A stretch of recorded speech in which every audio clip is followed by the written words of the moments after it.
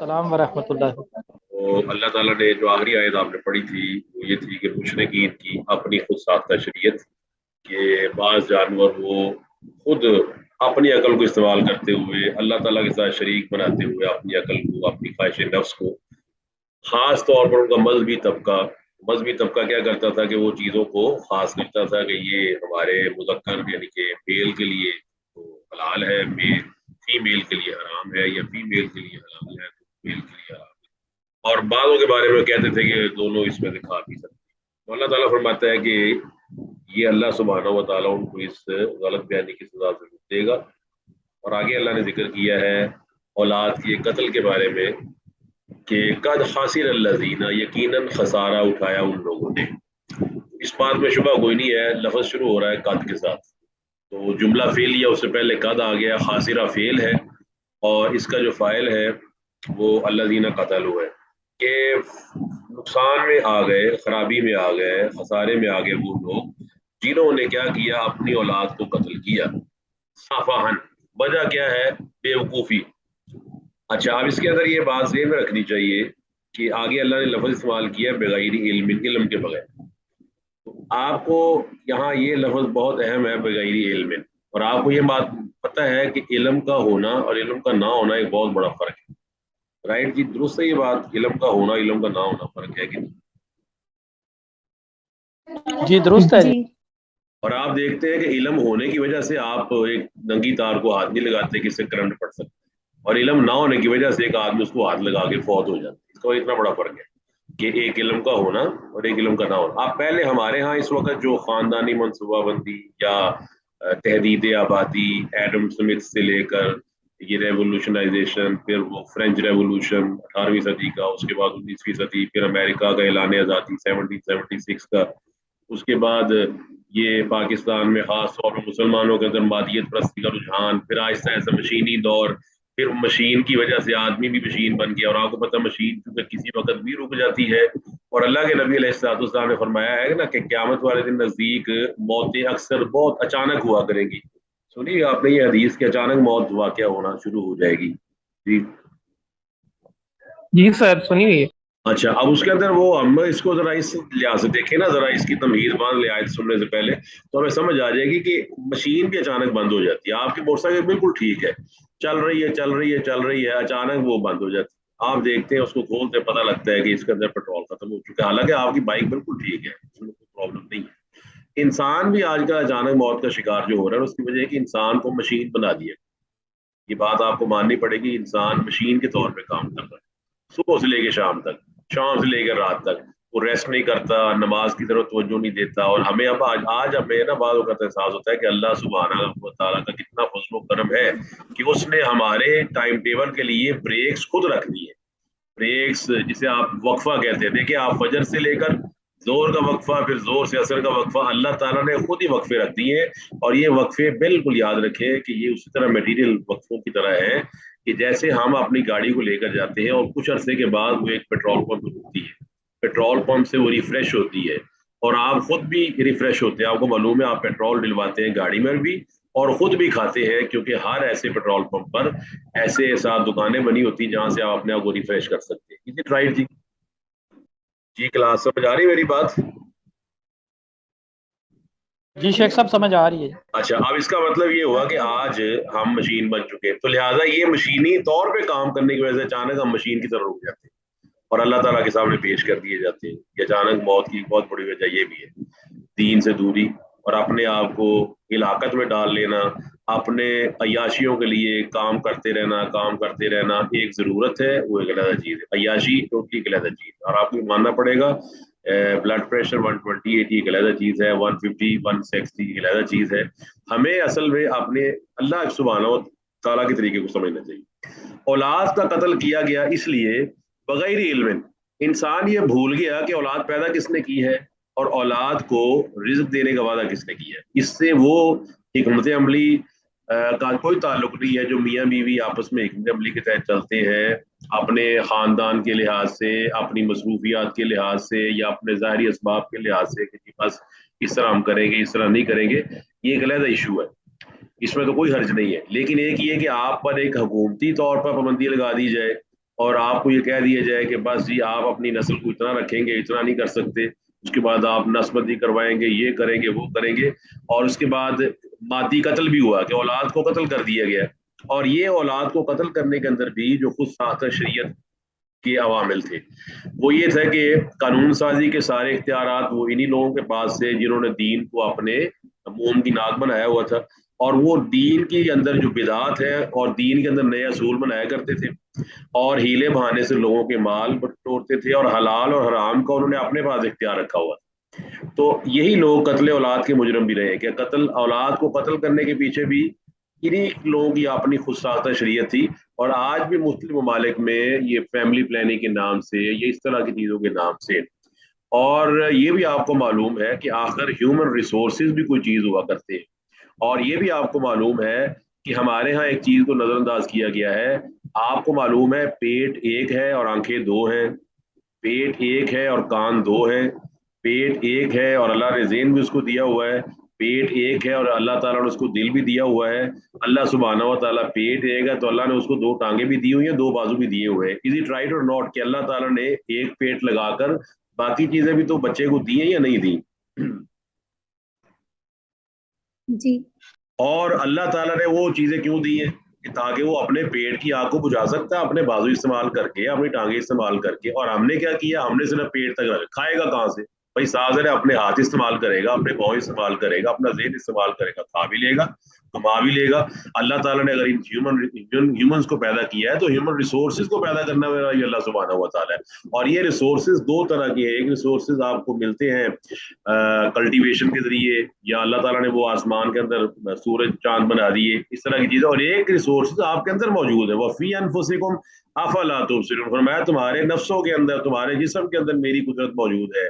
تمہارے جسم کے اندر اتنا بڑا ڈائلسس کا نظام ہر وقت چل رہا ہے، اور تمہارے جسم کے اندر سے پانی نکلتا رہتا ہے ہر 2 گھنٹے بعد، 4 گھنٹے کے بعد.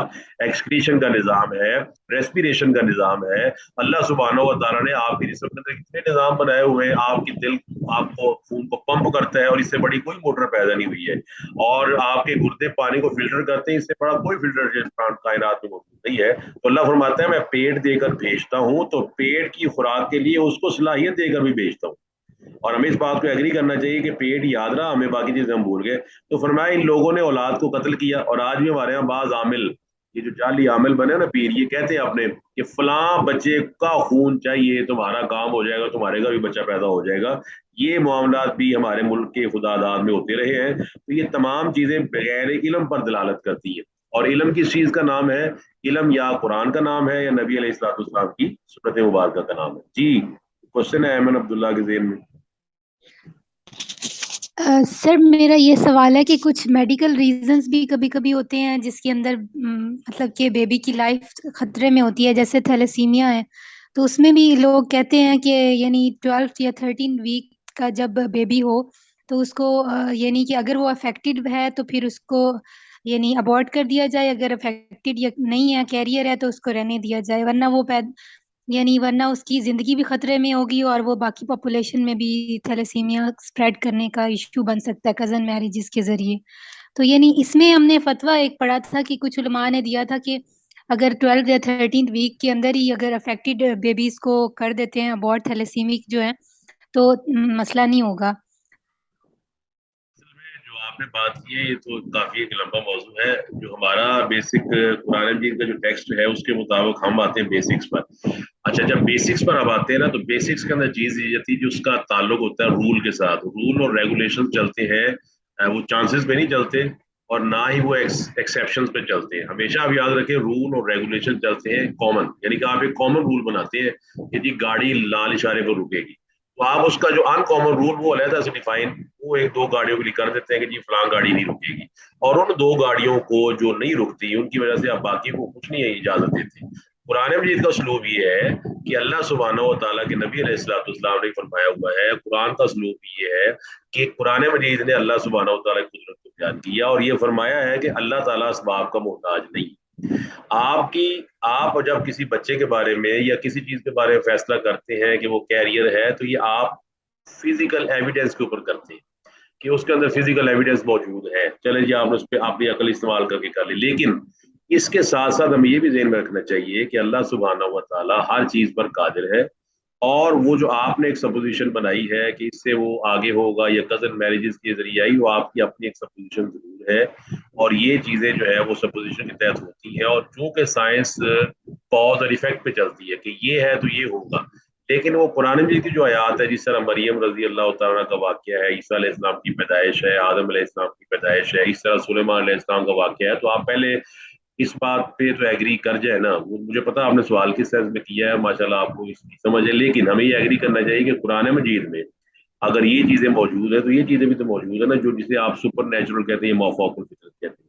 اب ہمارے ہاں سائنس نے کیا کیا ہے، سائنس نے دین کو علیحدہ کر دی ہے، اور ہمارے ہاں صرف فزیکل ایویڈنس کو مین سمجھ لیا گیا ہے. اور یہ چیز اللہ سبحانہ و تعالیٰ اس بات پر قادر ہے کہ وہ کسی چیز کو بھی کوئی اور روپ دے سکتا ہے، یہ بات ہمیں پہلے سمجھنی چاہیے. باقی فتویٰ ایک علیحدہ چیز ہے، اور جو آپ نے بات کی ہے یہ اور تناظر ہے، میں پہلے آپ کلیئر کر چکا ہوں. ایک تناظر ہے کہ آپ پہلے سے ہی قانون بنا دیتے ہیں کہ میاں بھی صحت مند ہے، بیوی بھی صحت مند ہے، کزن میرج بھی نہیں ہے، چلے چھوڑے اس کو، کزن میرج بھی نہیں ہے، کچھ بھی نہیں ہے، اس کے باوجود تو کیا پابندی لگا دی 18 سال سے پہلے شادی نہیں ہوگی، حالانکہ بچہ بالغ ہو چکا ہے. اس طرح کہہ دیا گیا ہے کہ جی یہ 2 بچے زیادہ کر نہیں سکتے. اب میں تو یہ پوچھنا چاہتا ہوں، اگر 2 بچے مثال کے طور پر دونوں برے نکل آتے ہیں، اور اگر تیسرا چوتھا بچہ ہوتا ہے وہ صحیح نکل آتا ہے، تو there are so many supposition جو ہے نا وہ رول نہیں بنا کرتی. اگر آپ ایک چیز سپوز کر رہے ہیں تو دوسرا بھی سپوز کر سکتا ہے. وہ کہتا ہے میرے 2 بچے دونوں پورے نکل آئے، تو کاش میں تیسرا چوتھا کر لیتا تو تیسرا اچھا نکلا تھا، چوتھا اچھا نکلا تھا. اب اس سپوزیشن کا ہم کیا جواب دیں گے؟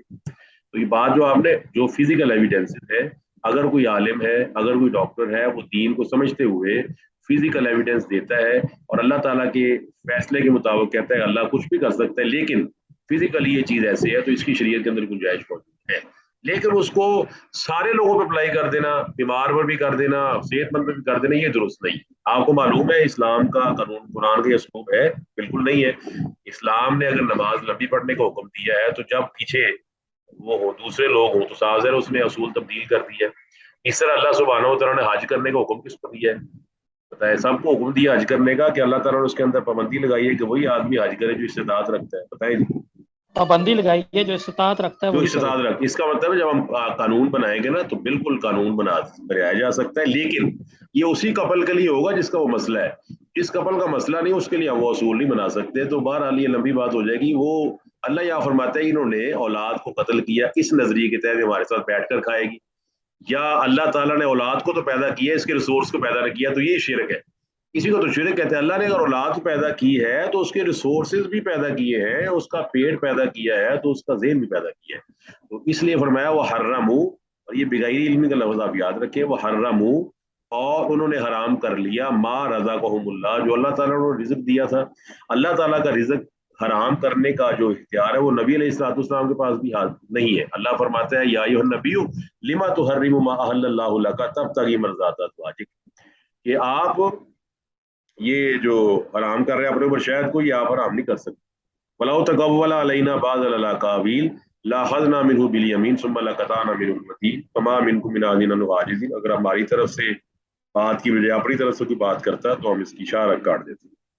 فرمایا افطران اللہ، اللہ تعالیٰ پر افطرا باندھنا، اللہ تعالیٰ پر جھوٹ باندھنا.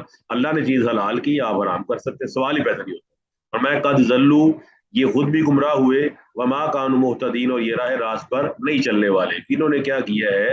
انہوں نے تفریق کی ہے، ڈویژن کی ہے اپنے رزق کے بارے میں. تو انہوں نے کہہ دیا کہ ہمیں اللہ رزق دے سکتا ہے تو ان کی اولاد کو رزق بھی اللہ سبحانہ و تعالیٰ نے نہیں دینا ہے.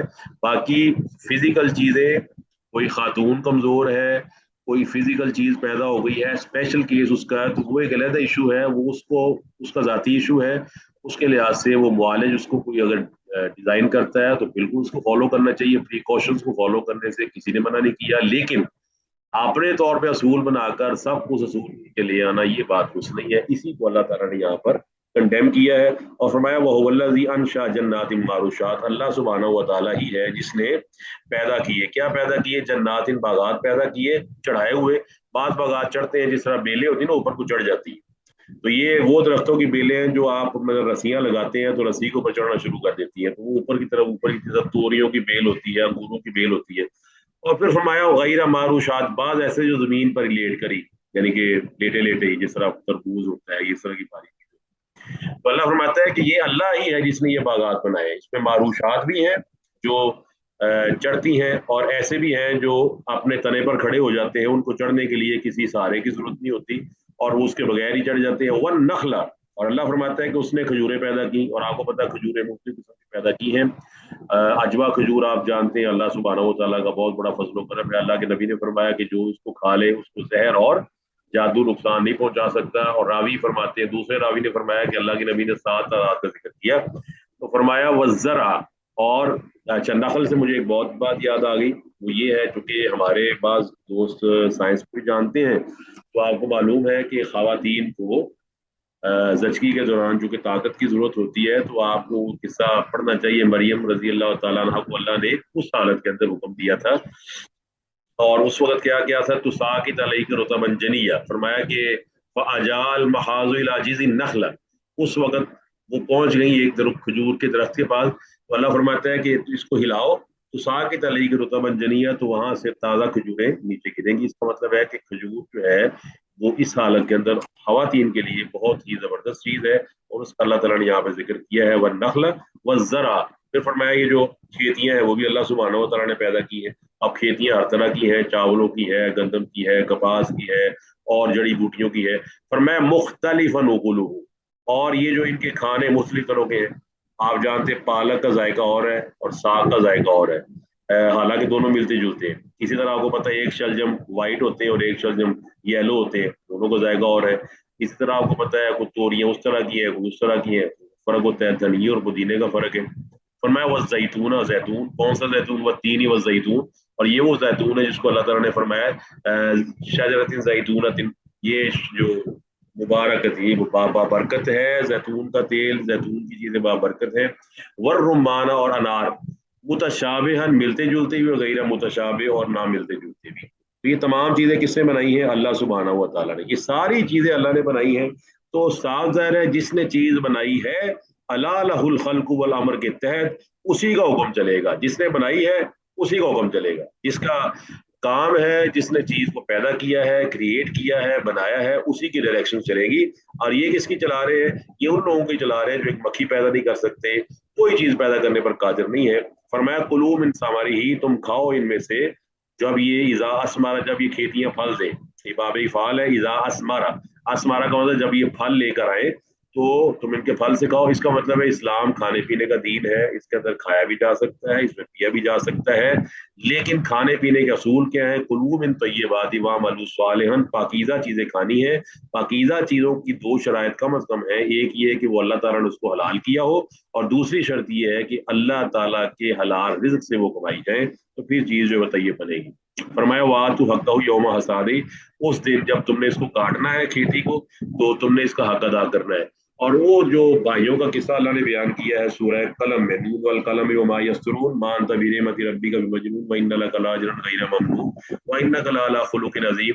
وہ اللہ تعالیٰ نے آگے فرمایا نا، وہ جو باغ والوں کا قصہ بیان کیا ہے، وہ نکلے گھر سے اور انہوں نے کہا جی آج نا صبح صبح وغدوا علی ارض قادرین، وہ صبح صبح ہم جائیں گے تو کھیتی تو توڑ لیں گے اور جناب غریبوں کو یتیموں کو حصہ نہیں دیں. جب وہاں پہنچے دنیا بدلی ہوئی تھی، کھیتی ان کی جج کی تباہ و برباد ہو چکی. تو اللہ فرماتا ہے نہیں، آپ نے اس کا حق دینا ہے. کس دن حق دینا ہے؟ جس دن اللہ وحدہ لا شریک اس درخت کو حکم دے، پھل لیا ہے تو اس دن اللہ تعالیٰ کا بھی حق بھی نکالنا ہے. ولا تسرفوا، اور اسراف نہ کرو. اسرف یسرف، اسراف کرنا، حد سے بڑھنا. تو حد سے بڑھنا آپ کو پتہ ہے آج کل کے لحاظ سے بھی لوگ کہتے ہیں نا کہ اپنی لمٹس میں رہے، تو ہر آدمی اپنی حد کو ڈیفائن کرتا ہے. اللہ تعالیٰ نے بھی حدیں ڈیفائن کی ہوئی ہے کہ اس حد سے زیادہ نہیں پڑھنا، کیونکہ انہ لا یحب المسرفین، بے شک اللہ سبحانہ و تعالیٰ مسرفین کو، حد سے گزرنے والوں کو. اور اسراف کا مطلب ہوتا ہے جائز کاموں میں زیادہ پیسے لگانا. یعنی کہ ایک کپڑا ہے وہ آپ کے جسم کو ڈھانپ سکتا ہے اور وہ 1000 روپے کا ہے اور بہترین ہے، اچھا ہے، اور آپ اس کی جگہ پر 2 لاکھ کا سوٹ لے لیتے ہیں، 2.5 لاکھ کا سوٹ لے لیتے ہیں. تو چونکہ ڈریسنگ تو حلال ہے، آپ نے کیا کیا ہے کہ آپ نے اس کو زیادہ پیسوں سے خریدا ہے، حالانکہ آپ اس سے کچھ اور کام بھی کرتے ہیں. اسراف ہے. اگر حرام کام ہو، اس حرام کام پہ زیادہ پیسے لگائے جائیں تو وہ تبذیر ہے. بس ذرا یبذروا، اور تبذیر کا حکم کیا ہے؟ ان المبذرین کانوا اخوان الشیاطین، بے شک مبذرین وہ شیطان کے بھائی ہیں. مسرفین کو اللہ پسند نہیں کرتا. تو پسند کس کو کرتا ہے؟ عباد الرحمان کو، جن کی صفت اللہ نے بیان کی ہے کہ اذا انفقوا لم یسرفوا ولم یقتروا. فرمایا وہ میرے بندے وہ ہیں جو نہ زیادہ لگاتے ہیں نہ کم لگاتے ہیں، بلکہ وکان بین ذالک قواما، اس طرح زندگی گزارتے ہیں جو معتدل زندگی ہوتی ہے. تو اللہ تعالیٰ اسراف کو پسند نہیں کرتا. پھر اللہ تعالیٰ نے یہاں ذکر کیا ہے انعام کا، وامن الانعام حمولۃ و فرشا. اس میں آپ نے یہ مسئلہ سنا ہوگا، یہ مسئلہ 141 پہ لکھا بھی ہوا ہے کہ جسے عشر کہتے ہیں، وہ ویسے ضمن آ گیا. عشر کہتے ہیں 10ویں حصے کو. اب زمین دو طرح کی ہوتی ہے جو احکامات کے لحاظ سے. پہلی بات تو یہ ہے کہ زمین ایسی ہوتی ہے جو بارانی ہے، یعنی کہ بارش اس کو سیراب کرتی ہے، اور آپ کو پتہ ہے بارش کا بل نہیں آتا، وہ تو اللہ کا فضل و کرم ہے.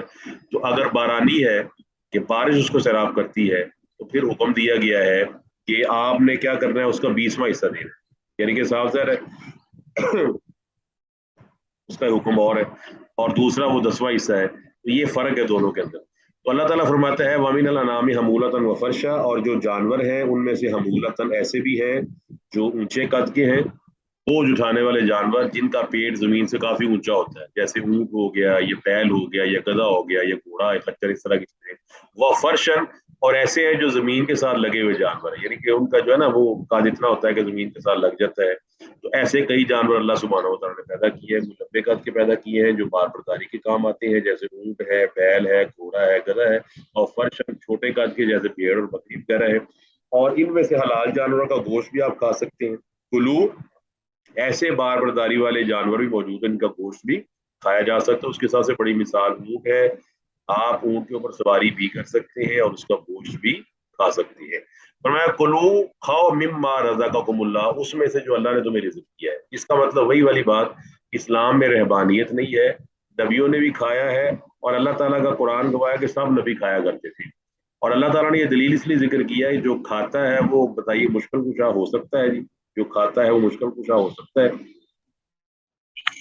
جی نہیں. نہیں. ہاں، جو کھاتا ہے وہ مشکل کشا نہیں ہو سکتا، سائنٹیفکلی بھی نہیں ہو سکتا، نقلی اور عقلی طور پہ بھی نہیں ہو سکتا. کیونکہ کھانا جب بھی آپ کھانا کھائیں گے تو آپ کے جسم کے اندر ایک اسٹمک ہے، اسٹمک اس کو ڈیوائڈ کرتا ہے، ایک فیکٹری چلتی ہے. اس کے بعد اس کے اندر سے کچھ چیزیں ایسی ہوتی ہیں جو فالتو ہوتی ہیں، وہ آپ کے جسم سے بڑی آنت کے ذریعے، لارج انٹیسٹائن کے ذریعے باہر نکل جاتی ہیں. اگر وہ باہر نہ نکلے تو آدمی بیمار ہو جائے گا اور آدمی کی موت بھی واقع ہو سکتی ہے. یہ پانی کی شکل میں ہے پیشاب کی بندش، اور دوسری شکل میں ہے سٹول کی بندش. تو یہ آدمی کو موت کی گھاٹ بھی اتار سکتی ہے. اس لیے اللہ سبحانہ و تعالیٰ نے یہاں پر اس کا ذکر کر دیا ہے کہ اللہ فرماتا ہے کہ تم کھاؤ اس میں سے.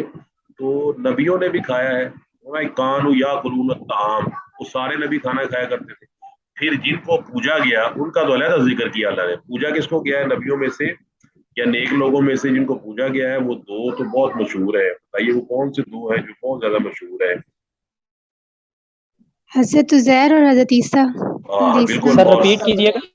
ہاں جی، وہ جواب دے دیا. ایک عیسیٰ علیہ السلام اور ایک ان کی والدہ مریم. اور عزیر، وقالت النصارى مسیح ابن اللہ، یہود نے عزیر کو بنا لیا اور انہوں نے عیسائیوں نے ان کو بنا لیا. اور ساتھ فرمایا کہ عیسیٰ علیہ السلام کی والدہ کو بھی بنا لیا گیا، اللہ تعالیٰ کا شریک بنا لیا گیا. حالانکہ کیا کانا یا قرآن تھا، فرمایا عیسیٰ علیہ السلام بھی اور ان کی والدہ دونوں کھانا کھایا کرتے تھے. سورہ آل عمران کے اندر آپ کو موجود ہے. آپ کو یہ پتا ہوگا کہ عیسیٰ کی والدہ عمران کی بیٹی ہے مریم رضی اللہ تعالیٰ عنہ، وہ ان کا کفالت کن کے ذمے تھی؟ کون ان کا کفیل تھے؟ زکریا علیہ السلام. ہاں، زکریا. اور زکریا علیہ السلام جب محراب پر آئے، وہاں پر بیٹھے کھڑے، انہوں نے جب مریم کے کمرے کو دیکھا تو دیکھا وہاں پھل پڑے ہوئے. مریم پھل کھا رہی. کون سے پھل کھا رہی؟ جو بے موسم ہے. ساتھ ہے مریم کھاتی تو پھل ملتے تھے. پوچھا بھی کیا کھا رہے ہو؟ کہا یہ تو اللہ کا فضل ہے، اللہ کی مہربانی ہے. تو پھر بے موسمی پھل جب دیکھے تو زکریا نے اس وقت دعا کی تھی کہ یا اللہ اگر اس کو بے موسمی پھل دی ہے تو مجھے بے موسمی اولاد عطا فرما دے. تو فرمایا کہ وہ کھاؤ پیو جو اللہ نے تمہیں رزق دیا ہے، اور ولا تتبعوا خطوات الشیطان، شیطان کے راستوں کی پیروی نہ کرو. شیطان کا راستہ خطرناک راستہ ہے. سورہ یاسین میں اللہ فرماتا ہے علام احد الیکم یا بنی آدم اللہ تعبدوا الشیطان. فرمایا شیطان کی عبادت تم سے میں نے وعدہ لیا تھا، شیطان کی عبادت کی میں نے بھیجا تھا، تم سے وعدہ لیا تھا جب تم نے کہا تھا الست بربکم، کیا میں تمہارا رب نہیں ہوں؟ تو تم سب نے کہا قالوا بلا، تم سب نے کہا تھا ٹھیک ہے آپ کے اصول اور ضابطے مانے جائیں گے. لیکن جو کہ انسان ظلوم ہے، کفار ہے، جہول ہے، عجول ہے، اس وجہ سے انسان بھول جاتا ہے. بھولنے کی وجہ سے اللہ نے نبیوں کو بھیجا ہے کہ تاکہ خطوات الشیطان، شیطان کے جو خطے ہیں یا شیطان کی جو لائنیں ہیں یا شیطان کے جو راستے ہیں، یہ ٹریکس آپ کو سب سے ایزی اگر آپ ایگزامپل دینی ہے تو آپ سوئمنگ پول کے اندر دیکھ سکتے ہیں. سوئمنگ پول کے اندر ڈفرینٹ ٹریکس ہوتے ہیں، درمیان میں رسے لگا اور 8-10 ٹریکس ہوتے ہیں جس میں 8-10 سوئمر جو ہے وہ بھاگ سکتے ہیں. اس طرح اللہ تعالیٰ نے ایک راستہ بنا دیا ہے. ایک تو ہے نا قصد السبیل و منہا جائر، فرمایا راستہ ہے تم نے راستے کی پیروی کرنی، وہ منہا جائر فرمایا لیکن اکثر راستے جو ہے نا وہ ٹیڑھے میڑھے ہیں. اور وانا ہاذا صراطی مستقیم، بے شک میرا راستہ سیدھا راستہ ہے. تو سیدھے راستے پر چل رہا ہے، شیطان کی پیروی نہیں کرنی. شیطان کس کی پیروی کرواتا ہے؟ شرک کی. شیطان پیروی کرواتا ہے خود سے شریعت سازی کی. شیطان پیروی کرواتا ہے اپنے اصولوں اور ضوابط کی. فرمایا انہ لکم عدو مبین، وہ تمہارا کھلا دشمن ہے، وہ تمہارا کھلا دشمن ہے، اس نے تم سے دشمنی لی ہوئی ہے جس دن سے اس کو نکالا گیا تھا. آگے فرمایا سمانیت ازواج، یہ 8 قسم کے جانور ہیں. اس میں آپ کو معلوم ہی ہے جو قربانی کے جانور زیادہ ذکر کیے جاتے ہیں وہ 8 قسم، اس کا اللہ نے یہاں ذکر کیا. من الزان اثنین، 2 تو بھیڑ میں سے ہو گئے، یعنی کہ بھیڑ کی فیمیل اور میل، دمبا کہہ لے، بھیڑ کہہ لے اس کو، یا چھترا کہہ لے اس کو. اب یہ ومن الماز اثنین، بکری کے بھی 2 ہیں، ماز کہتے ہیں بکری، اور اس کا جو میل ہے وہ بکرا، یعنی کہ بھیڑ اور اس کے ساتھ دمبا ہو گیا، یہ چھترا ہو گیا، بکری کا بکرا بن گیا. تو فرمایا یہ 2 طرح کے تو یہ ہوگا، 2 طرح کے یہ ہوگا، تو 8 جوڑے ٹوٹل بن گئے. جوڑے 8 اس طرح بنے، 4 دونی 8 ہو گئے کہ فیمیل بھی ہے اور میل بھی ہے. تو چونکہ ایک ہی جنس کے نر اور مادے کو زوج کہا جاتا ہے تو زوج کی جمع ہوتی ہے سوال. پھر فرمایا کلا ذکرین حرم ام الانثیین، فرمایا کہ اب یہ بتاؤ کہ اللہ تعالیٰ نے نر حرام کیے ہیں یا مادے حرام کیے ہیں. ام مشتملت علیہ ارحام الانثیین، یا اس کو جس کو مادہ نے پیٹ میں لیا ہوا ہے. اب صاف ظاہر ہے کہ انہوں نے یہ کہا کہ اس کا جو نر ہے وہ مردوں کے لیے حرام ہے، عورتوں کے لیے حلال ہے، یا عورتوں کے لیے حرام ہے، مردوں کے لیے حلال ہے. تو فرمایا یہ کیسے ہو سکتا ہے کہ صاف ظاہر ہے جب ایک چیز ایک ہی جگہ سے برآمد ہو رہی ہے، کس دلیل کے تحت یہ حرام ہے تو وہ حلال کیوں نہیں ہے، اور وہ حلال ہے تو یہ حرام کیوں نہیں ہے. تو ان کی اپنی ذاتی شریعت ہے. انہوں نے جانوروں کے بارے میں، اور وہ آپ نے سورہ مائدہ میں پڑھا ہوا، وسیلہ، حام، بحیرہ، صائبہ، یہ تمام جانور جنہوں نے ذبح کرنے سے پہلے ان کو کے بارے میں عقیدہ رکھا ہوا تھا کہ ان کو ہمیں ذبح نہیں کرنا. تو فرمایا نبی اونی ویل میں، مجھے خبر دو علم کے ساتھ، یعنی علم بتاؤ قرآن و سنت کے اندر. تو یہ مشرکوں سے پوچھو کہ ایک جنس کا نر حلال ہو، اسی جنس کا مادہ حرام ہو، اس کی کیا دلیل ہے؟ نر حرام ہے یعنی کہ بھیڑ حرام ہے، دمبا حلال ہے، اس کی کیا دلیل ہے؟ تو اللہ تعالیٰ یہاں فرماتا ہے نبی اونی بھی علم ہے. اور علم کس چیز کا نام ہے؟ علم نام ہے ان روایات کا جو اللہ سبحانہ و تعالیٰ نے نبیوں پہ نازل فرمائی تھی یا پیچھے سے چلی آ رہی تھی تورات میں یا انجیل میں، یا او اسارت من العلم، یا ایسے آثار علم کے جو پہلے سے موجود تھے. فرمایا بتاؤ ان کو تم صادقین اگر تم سچے ہو. تو یہاں سے یہ بات واضح ہو گئی کہ دین کے اندر جب یہ بحث کی جاتی ہے تو زیادہ لمبی بحث کی بجائے صرف مخالف سے دلیل مانگی جائے گی کہ آپ نے موقف کو یا قرآن سے ثابت کرے یا نبی علیہ الصلوۃ والسلام کے فرمان سے ثابت کرے. تو فرمایا ہمیں خبر دیجئے علم کے ساتھ اگر تم سچے ہو. اور یہ نیچے جو جانوروں کو ذکر بھی ہے، 4 قسم کے جانور، بحیرہ، صائبہ، وسیلہ اور عام. پھر 2 اور 2 4 اور اللہ نے ذکر کیے، وامن الابل، جانور جو اونٹ ہے اس کے 2 حصے، ایک میل اور ایک فیمیل ہے. وامن البقر اثنین، گائے کی 2 قسمیں ہیں، گائے اور بیل ہے. وہ لا ذکرین حرم ام الانثیین اما اشتملت علیہ ارحام الانثیین، وہی والی بات کہ مادہ حرام ہے تو نر کیوں حلال ہے، اور نر حلال ہے تو مادہ کیوں حرام ہے، اس کی کیا دلیل ہے؟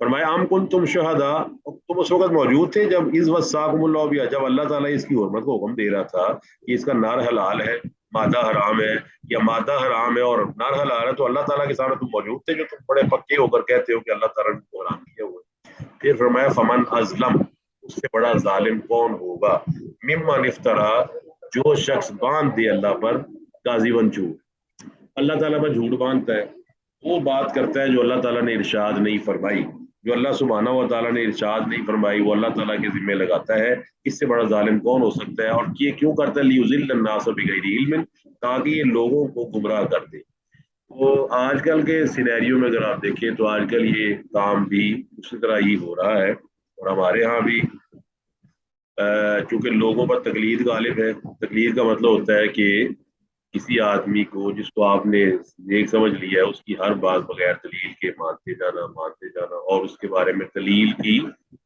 طلب نہ کرنا. یہ دلیل طلب کیے بغیر بات مانتے جانا.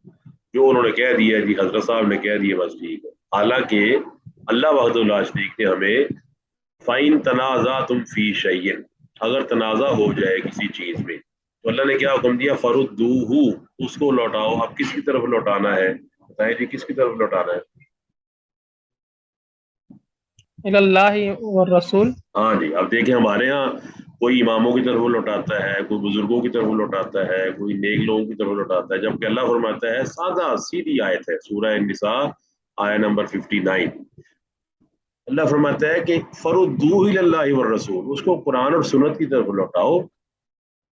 ان کنتم تؤمنون باللہ والیوم الآخر، اگر تمہارا اللہ پر ایمان ہے نا اور آخرت کے دن پر ایمان، تو اللہ پر ایمان اور آخرت کے دن پر ایمان تقاضا کرتا ہے کہ قیامت پر دن کن چیزوں کے بارے میں پوچھا جائے گا تو اس کی طرف لوٹاؤ.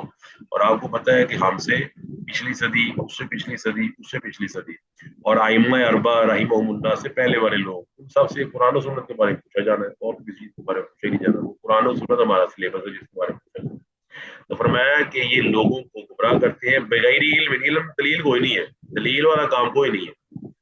ان اللہ لا یہدی القوم الظالمین، بے شک اللہ تعالیٰ ایسے ظالموں کو ہدایت نہیں دیتا. ایسے ظالم لوگ جو خود شریعت سازی کرتے ہیں، اور یہ شریعت سازی زیادہ تر کس پہ ہوتی ہے؟ دو چیزوں کی بنیاد پر، ایک اکثریت کی بنیاد پر اور ایک مال کی بنیاد پر. جو مالدار طبقہ ہوتا ہے وہ چاہتا ہے کوئی ایسا کام چلے جس سے ان کو مال کو نقصان نہ پہنچے، اور اسی لیے وہ ایسے اصول بنانے کے لیے کن چیزوں کو استعمال کرتے ہیں؟ اکثریت، یعنی کہ اکثریت کی بنیاد پر نظام وضع کیے جاتے ہیں. اس کے بعد اس اکثریت کے ذریعے بل پیش کروائے جاتے ہیں، پھر وہ پاس کروائے جاتے ہیں. اب وہ بل قرآن کے مخالف ہے یا قرآن کے موافق ہے؟ موافق ہے تب بھی، مخالف ہے تب بھی. سوال ہی پیدا نہیں ہوتا اللہ کی طرف سے کوئی ثواب ملے، کیونکہ موافقت آپ نے قرآن کی نہیں کی ہے بلکہ اکثریت کی ہے. یا آپ اکثریت کی وجہ سے قرآن کا اصول لے رہے ہیں، اگر اس کے خلاف ہوتی تو آپ نہ لیتے. اور مخالفت وہ تو ہے ہی ہے. اللہ تعالیٰ نے ہمیں اس سے منع کیا ہے کہ اکثریت کی بنیاد پر، مال کی بنیاد پر کوئی اصول اور ضابطہ نہیں بنایا جائے گا. اللہ نے کہا نا قل یا ایھا الکافرون لا اعبد ما تعبدون ولا انتم عابدون ما اعبد ولا انا عابد ما عبدتم ولا انتم عابدون ما اعبد لکم دینکم ولی دین. یہ جو تم نے دین بنایا ہوا ہے، تمہارے بادشاہوں کا دین ہے، تمہاری اکثریت کا دین ہے، جس کی کئی شکلیں ہم اپنے پاکستان میں دیکھتے ہیں، یہ کوئی چیز نہیں ہے. ان کی کوئی شرعی حیثیت نہیں ہے. شرعی حیثیت صرف قرآن کی ہے یا نبی علیہ الصلوۃ والسلام کے فرمان کی ہے. پھر فرمایا قل لا اجد، اور یہ تھوڑی سی اس کے اوپر ڈیٹیل بھی موجود ہے. تو عمر بن لوہی کا واقعہ، یہاں پر اس کی پروننسیشن غلط لکھی ہوئی ہے. عمر بن لوہی یہاں آخر میں آئے گی. تو اللہ کے نبی علیہ صحیح بخاری کی حدیث ہے کہ آپ نے جہنم میں اس کو اپنی انتڑیاں کھینچتے ہوئے دیکھا، اور پھر آپ نے اس کے بارے میں فرمایا کہ وہ شخص تھا جس نے سب سے پہلے بتوں کے نام پر یہ بحیرہ، صاحبہ، وسیلہ اور حام، یعنی کہ ایسے جانور چھوڑے جو بتوں کے نام پر رکھے جاتے تھے اور بتوں کے نام سے مشہور کر دیے جاتے تھے، اور یہ اس نے سب سے پہلے اس کا کام شروع کیا. اور امام ابن کثیر کی جو تفسیر ہے ابن کثیر، اس کے اندر اور قصص الانبیاء میں اس کا مجھے کہ خزاع قبیلے کے سرداروں میں سے تھا جو خانہ کعبہ کے متولی تھے، اور یہ وہ لوگ ہیں جنہوں نے دین ابراہیمی میں تبدیلی کی تھی اور لوگوں کو ایسی رسمیں بنا کر دی تھی جن کا دین ابراہیمی میں کوئی وجود نہیں تھا. تو اس سے فائدہ یہ ہوا ہے کہ اللہ تعالیٰ نے جو جانور پیدا کیے ہیں، جانوروں کے اندر جیسا سورہ یاسین کے اندر اللہ فرماتا ہے وَذَلَّلْنَاهَا، کہ ہم نے یہ جانور تمہارے تابع فرمان کر دیے ہیں. رَكُوبُهُمْ، تم ان پہ سوار بھی ہو سکتے ہو، مِنْهَا يَأْكُلُونَ، تم ان میں کا گوشت بھی کھا سکتے ہو. تو یہ اللہ کا فضل و کرم ہے. بعضوں کو حرام کر لینا یہ دراصل اللہ سبحانہ و تعالیٰ کی نعمت کو اور اللہ سبحانہ و تعالیٰ کے فضل کو مقید کرنا ہے، اور اللہ تعالیٰ کی ناشکری ہے. یہ جب ناشکری اللہ اس طرح کیے جاتے ہیں تو یہ ایک باقاعدہ شرک ہے جس سے آدمی کو بچنا چاہیے. یہ آج نا کچھ کام ہے تو اس لیے آج کی کلاس اتنی رکھتے ہیں ہم 144 آیت تک، اور کچھ اس کے نا میں سمجھتا ہوں کچھ مسائل ایسے ہیں جو تھوڑے سے تفصیل طلب ہے. تو آج کچھ نوعیت ایسی ہے دین کی، تو آج وہ تفصیل سے ذکر نہیں ہو سکتے. آج اس طرح ہی لکھیں گے انشاءاللہ. کوئی سوال آپ کے ذہن میں ہے تو آپ सकते हैं।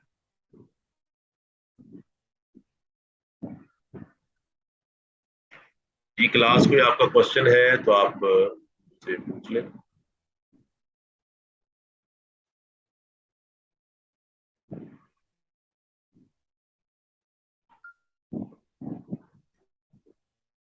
सर वो बारानी और गैर बारानी जमीन का आपने कुछ बताया था, वो प्लीज दोबारा बता दें, कितना हिस्सा क्या? हाँ जी, वो आप देख लेना क्या है। देखिए, जब आदमी, एक होती है बारानी जमीन, बारानी जमीन होती है उसके अंदर ना किसान को फायदा है, किसान को पानी लाना नहीं पड़ता, और जब पानी लाना नहीं पड़ता तो साफ ज़ाहिर है कि वो जो फसल होती है उसके अंदर उसकी कॉस्ट कम हो जाती है। कॉस्ट प्राइस आपको पता है, जो बिजनेस है उसके अंदर दो चीजें होती है, कॉस्ट प्राइस और एक सेल प्राइस। कॉस्ट और सेल प्राइस के दरमियान जो फर्क होता है, इसी पर आपका नफा और नुकसान है। अगर आपकी कॉस्ट प्राइस ज्यादा है, सेल प्राइस कम है, तो आपको नुकसान होगा। अगर आपकी कॉस्ट प्राइस कम है, सेल प्राइस ज्यादा है, तो आपको फायदा हुआ। तो अब कॉस्ट उसकी कम हो गई, सावधान है, उसने जमीन को पानी लगाया ही नहीं है। जमीन ऐसी जगह है जहां पर बाकायदा बारिश होती है, बारिश हुई, उसको पानी लगाना नहीं पड़ा, तो लिहाजा अब उसकी कॉस्ट में कमी है। तो कॉस्ट में कमी का ये है कि आप यहाँ पर, आपको पता है, एक 10वां हिस्सा होता है और एक 20वां हिस्सा होता है। पहले आप ये बात वाजे करें कि मसला आपने समझना है, 10वां हिस्सा बड़ा होता है या 20वां हिस्सा बड़ा होता सर 10वां ज्यादा होगा। है? हाँ, आप एक बर्गर ले रहे हैं, उसके 10 हिस्से करें तो थोड़ा थोड़ा आ जाएगा, लेकिन उसके 20 हिस्से करें तो और थोड़ा हो जाए। तो लिहाजा जो बारानी जमीन है, जो बारिश शराब करती है, कॉस्ट प्राइस कम है, लिहाजा ये शख्स 10वां हिस्सा अदा करे, इसको कहते हैं उशर। ये 10वां हिस्सा देगा, यानी कि इसकी मिसाल के तौर पर जो भी फसल हुई है उसके ये हिस्से बनाएगा, और उसका जो 10 में तकसीम कर देगा, जो एक हिस्सा है वो अल्लाह ताला की राह में दे देगा। ये उसका उशर हो गया। अब है वो जमीन जो गैर बारानी है, उसको ट्यूबवेल के जरिए सैराब किया जाता है या पाइप के जरिए सैराब किया जाता है। अब आप जब ट्यूबवेल के जरिए सैराब करते हैं, बिजली लगती है, अब इसकी कॉस्ट प्राइस ज्यादा हो गई है। अब इसको, इसलिए अल्लाह ताला ने इसकी दूसरी तरह से कम कर दी। अब ये 20वां हिस्सा देगा। अगर गैर बारानी है तो 20वां हिस्सा देगा, बारानी है तो 10वां हिस्सा देगा। गैर बारानी इसलिए उसको 20वां कर दिया है कि इसके अपने पैसे अब लग रहे हैं, मतलब ट्यूबवेल चलाएगा तो बिजली का बिल है, और अगर वो पाइपलाइन के साथ लाता है उसका भी खर्चा है। बलूचिस्तान के अंदर कारेज बनी होती है जेर जमीन, उससे पानी आता है। या बाज़ औक़ात जानवर जो है वो पानी भर के लाते हैं, या बाज़ औक़ात ट्रैक्टर ट्राली पानी भर के वो छिड़क जाती है, तो उसके पैसे बाहर लगते हैं। ये फर्क है बारानी और गैर बारानी। वाज़ेह हो गया? जी जज़ाकल्लाहु खैरन। चलो, अब इंशाल्लाह अगले क्लास तक की इजाज़त है। बाकी ये कि मैंने आपको पहले वो मैसेज दे दिया है, इंशाल्लाह कोशिश पूरी होगी कि आज शाम तक तमाम टीचर्स के साथ मैं कोऑर्डिनेट कर लूँगा, तो आपका असाइनमेंट का काम और आपके जो क्विज का काम है वो इंशाल्लाह आपसे डिस्कस कर लूँगा। जज़ाकुमुल्लाह खैर व बारक अल्लाह फीकुम व सल्लम।